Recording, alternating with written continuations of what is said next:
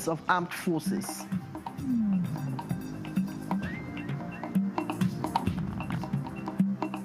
Federal government ramps up animal disease surveillance with launch of new high-tech veterinary laboratory.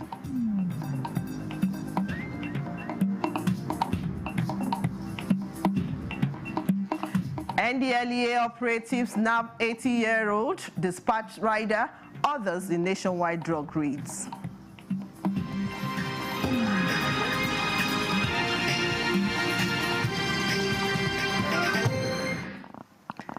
Good evening and welcome to the news desk at 6 on NTA News 24. Live from Abuja, I am Vivian Izadifi. The President of the Senate, Godswill Akpabio, has reiterated the commitment of the National Assembly to continually formulate relevant legislations that will ensure the armed forces of Nigeria continue to perform its functions optimally and professionally in line with the military rules of engagement.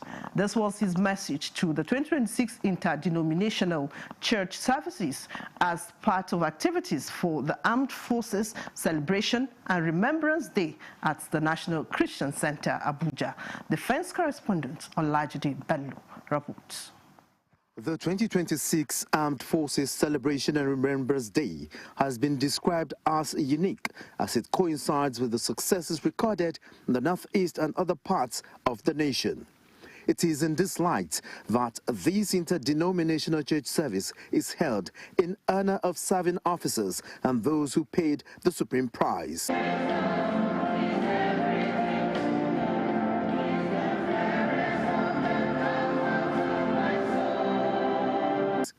One after the other, accolades filled the air, lauding the contributions and sacrifices of the armed forces to ensure the sovereignty of the nation.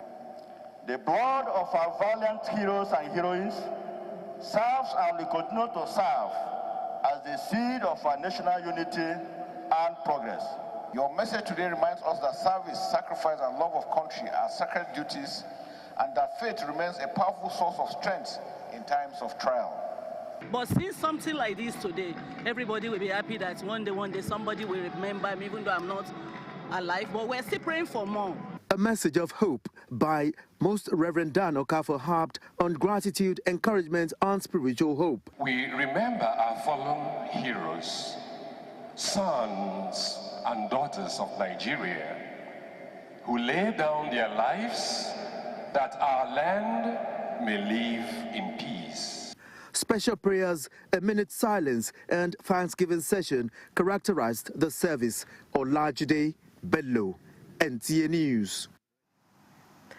Meanwhile, as Nigeria holds special Thanksgiving and interdenominational service for the 2026 Armed Forces Celebration and Remembrance Day, Bishop Blessing Eyinda has challenged the political class in Rivers State to reflect on how they will be remembered in championing the cause of peace and development. Governor Similaye Fubara, on his part, at the service reaffirmed his confidence in Almighty God to surmount the current political crisis in the state. Kingsley and Marjorie has more. These veterans and their fallen colleagues once engaged in tactical operations, but now they are out of the tactical scene. Their sacrifices and contributions to peace, unity, and protection of Nigeria have not been forgotten as the state gather in God's presence to mark this year's Armed Forces and Remembrance Day. Bishop Eyinda, in a sermon, called for moral reflection, especially the political class in Rivers State, who, like the soldiers, would leave the scene one day. Today, we commemorate the lives of those who fought and those who are still fighting for our nation. Those who jeopardized their lives in the process of keeping this nation. If we use our positions and possessions and resources, the resources of the state, to alleviate the hardship, pain, and poverty the people go through, we shall be remembered. Governor Fubara, on his part, called on Rivers State residents to remain calm even in the face of the current political crisis, affirming that his faith remains solely on God to surmount his adversaries. Dogs back when they don't understand. The reason why I don't shout, I don't complain, I know what I have. I know that I have what is supreme, and that is God. Everyone to be relaxed. What is important is peace for this dear state. And we'll get it by the special name of God. And of course, as the nation remembers fallen heroes and veterans, the authorities at this church want the people and the secular authority to reflect on what they will be remembered for. I'm Kingsley Amajiri, NTA News. Nigeria's animal health system is gaining renewed momentum as efforts intensify to strengthen disease surveillance and control across the country. The Minister of Livestock Development, Idi Mukhtar Meha, at the inauguration of a state-of-the-art veterinary diagnostic laboratory in Sokoto State, says recent investment in modern veterinary infrastructure are positioning Nigeria for a more efficient, effective, and resilient livestock production system. Yusuf Jika has details. Purpose-built to protect animal health and boost productivity, the state-of-the-art animal disease surveillance laboratory stands as a major leap in Nigeria's livestock transformation journey. The facility, delivered by the Livestock Productivity and Resilience Support Project (LPRES) in partnership with the Sokoto State government, is designed to strengthen disease detection, enhance biosecurity, and position Nigeria for globally competitive livestock production. Commending the collaboration, the Minister of Livestock Development, Idi Mukhtar Meha, described the laboratory as a critical addition to the industry's ongoing transformation drive, noting that a healthy animal population remains the backbone of food security and economic resilience. These are things that are just nice to have. These are the imperatives, infrastructure that we require to transform the livestock in Nigeria. We're talking about animal health. We are talking about survivability. We are talking about sustainability. The only way that can happen is to close those gaps. Here in Sokoto again, we have seen a conscious effort. We are trying to create synergy so that they can work together. We have a laboratory here, then we have the main hospital that is built by NCO for the benefit of the livestock farmers. Adding further momentum, a 10,000 dose capacity solar-powered cold chain facility was also unveiled, a game-changing intervention that guarantees safe storage of vaccines and other vital livestock biologicals. Beyond infrastructure, the minister inspected a fleet of heavy-duty agricultural and earth-moving equipment, tractors, combine harvesters, harrows, and bulldozers procured under the Sokoto State Livestock Breeding Program. Impressed by what he saw, the minister praised the state government's resolve, describing Sokoto as steadily positioning itself as a hub for modern, sustainable livestock enterprise. In Sokoto, Yusuf Jika, NTA News. Barely 3 years after he was arrested, prosecuted and sentenced to 2 years imprisonment, an 80-year-old has again been nabbed by operatives of the National Drug Law Enforcement Agency, NDLEA, for returning to the criminal trade. Salwa Khalil Ibrahim reports that tons of illicit drugs were uncovered in raids across the country during the week in review.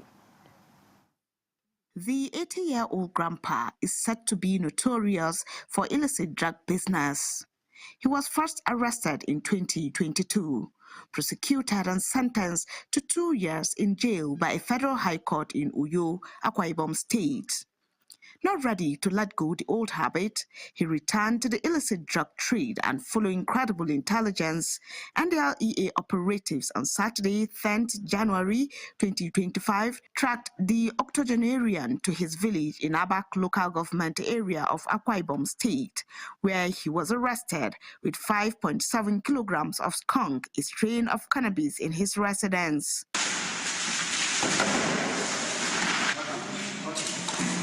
In another successful interdiction operation in Akwa Ibom State, NDLEA operatives on patrol along Oron-Ibaka Road in Oron local government area intercepted a 37-year-old businessman while traveling with full-body mannequins for his clothing business in Cameroon.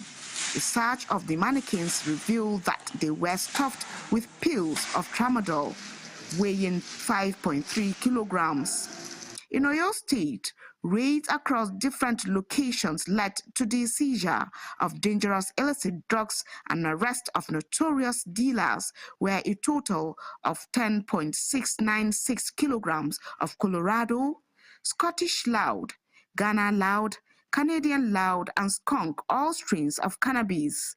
A dispatch rider and 2 other suspects were arrested at Ihama Airport Road, GRA, Benin City, Edo State, in connection with the seizure of 118 grams of Canadian Loud and a wrap of Colorado.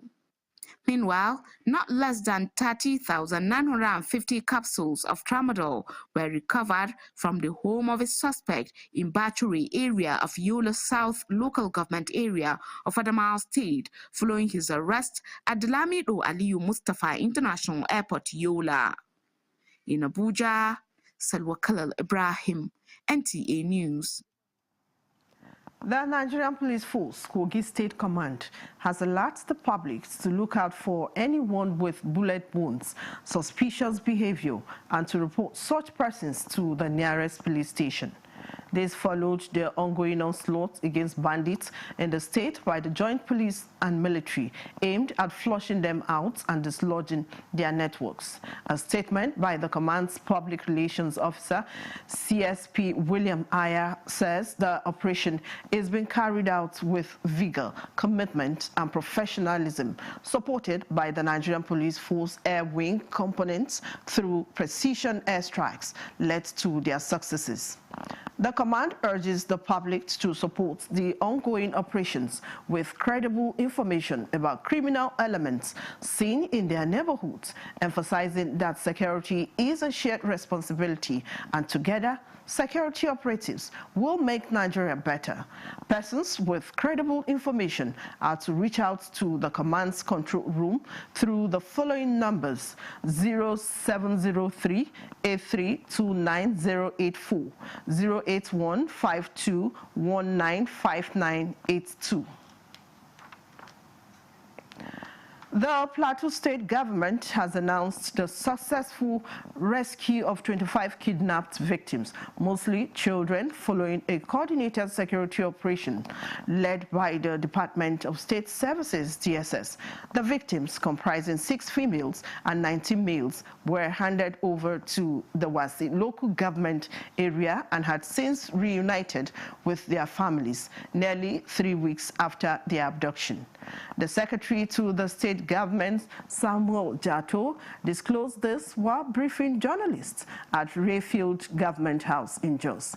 Jato advised the local government to provide psychological support and thanked security agencies for their effort, while praying for the continued support to ensure adequate security in Plateau State and the country as a whole. This is the news desk at 6 on NTA News 24. We will be back with more news after the break. Do stay. Greetings from all of us at Erisco Foods.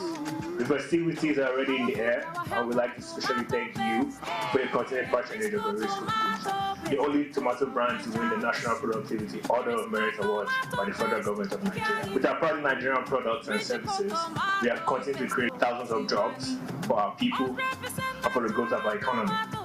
Thank you, our esteemed customers, distributors, and partners. Yes, the taste of Nigeria is the taste of celebration and the taste of goodwill and good cooking. We care for your good health and long life. So cook right and eat healthy to live longer. Always buy Erisco products. Merry Christmas and a Happy New Year. And the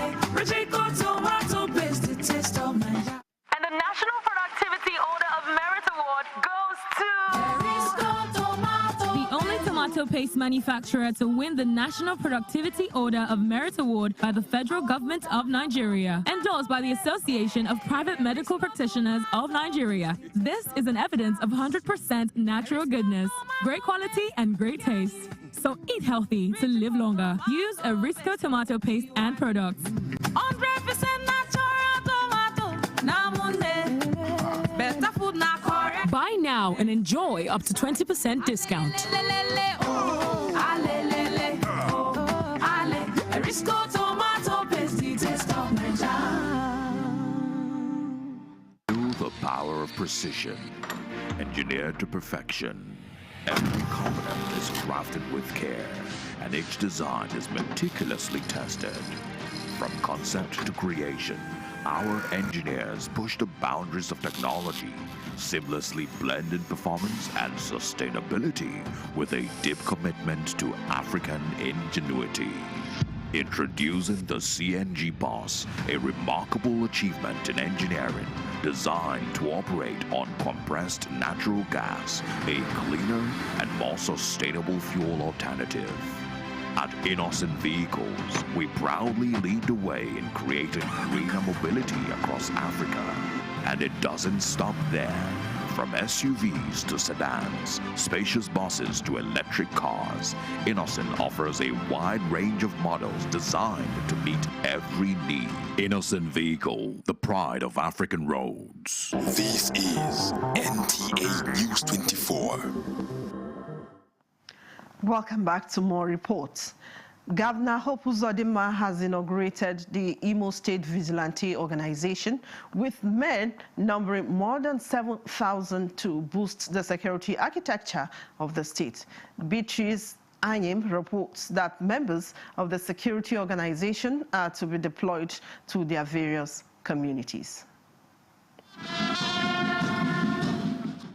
Backed up by the Imo State Security Organization, Amendment Law No. 3 of 2025, the Imo State Vigilante Organization was established with members selected from the 656 communities across the 27 local government areas of the state, who were trained on essential security skills. Inaugurating the vigilante outfit, the Imo State Governor Hope Uzodinma tasked them on commitment to duty, urging them to work in synergy to complement the efforts of the security agencies in the state to nip insecurity in the bud. He called on the people to support them for effective discharge of their duties. With this inauguration, we are sending a clear signal to the nation and the world. Imo is open. Imo is safe. To the investors looking for a home and the visitors looking for a destination, their search ends here. I want to assure you, Ndimo, that my administration will jealously protect the new Imo which we have secured, the state where investment means opportunity. The Commissioner for Homeland Security and Vigilante Affairs, Modestus Osakwe, and the Imo State Commissioner of Police, Aboki Danjuma, reminded members of the organization that their new position is not an opportunity to intimidate others, but rather to consolidate on successes already recorded so far. We urge you to discharge your duties with utmost integrity, discipline, professionalism, and respect for human rights and civil liberties. They are going back to their communities to assist the police. They will give us information, assist us in fishing out the criminals in the community. The governor also presented the vigilante organization with operational vehicles. In Owerri, Beatrice Anyam, NTA News. In an effort to boost the local economy and promote self-reliance, the Tinubu Diko Assured initiative has empowered small-scale business owners across 3 senatorial districts of Katsina State. This is part of activities being implemented by the organization to improve the quality of life of the citizens. Awal Haliru reports. The program, facilitated by Senior Special Assistant to the President on Protocol, Umar Ahmed Zayad, aims to support small-scale businesses, create jobs, and eradicate poverty. Specifically, 360 beneficiaries from each senatorial district, with 30 business owners from each local government area, received 30,000 naira to boost their enterprises. Yana ji daɗi na ya farin ciki na gode a Ubangiji Allah ya saka masa da alhairi. Dukkan wanda ya taimake ka akan sana'arka to ya taimaki rayuwarka ne.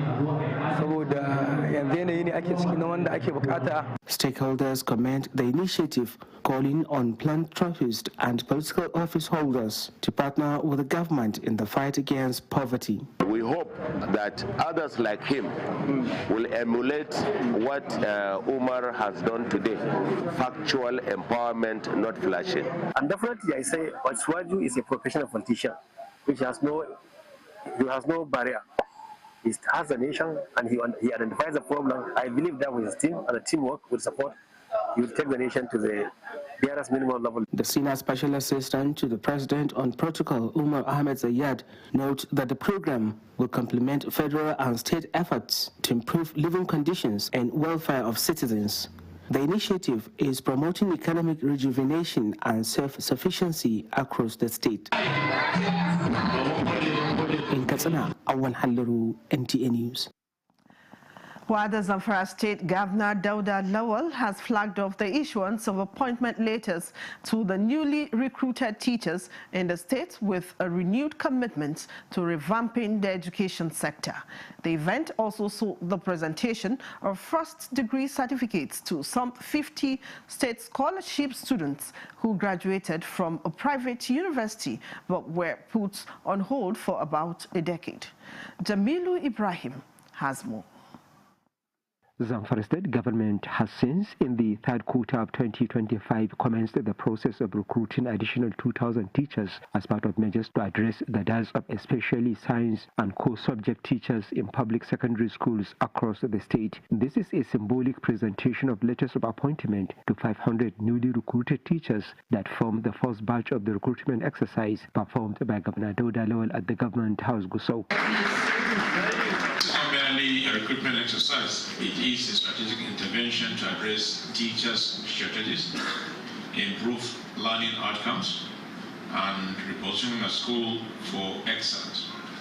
Education reforms begin in the classroom, and teachers are the backbone of that reform. In a related development, Governor Dauda Lawal has presented first-degree certificates to some 50 indigenes of Zamfara State whose outstanding school fees were paid by the state government after the results were withheld by a private university for a decade. I don't think there are words or collection of words that are able to express our happiness to you, Your Excellency.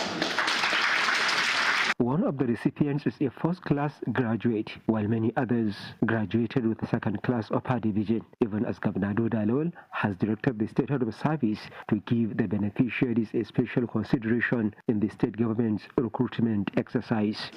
In Gusau, Jamilu Ibrahim, NTA News. President Bola Ahmed Tinubu congratulates former President of the Senate, Senator Ahmed Ibrahim Lawan, on his birthday. A statement by his special advisor on information and strategy, Bayo Onanuga, says President Tinubu described Senator Lawan as a seasoned legislator and statesman who has made enduring contributions to Nigeria's democratic development.